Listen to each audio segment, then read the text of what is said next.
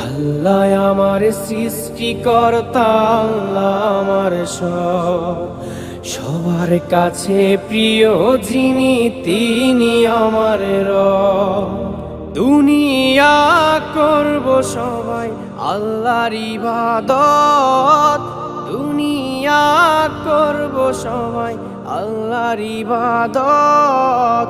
সব কিছুতে দিবেন তিনি তারই রহমত, সব কিছুতে দিবেন তিনি তারই রহমত।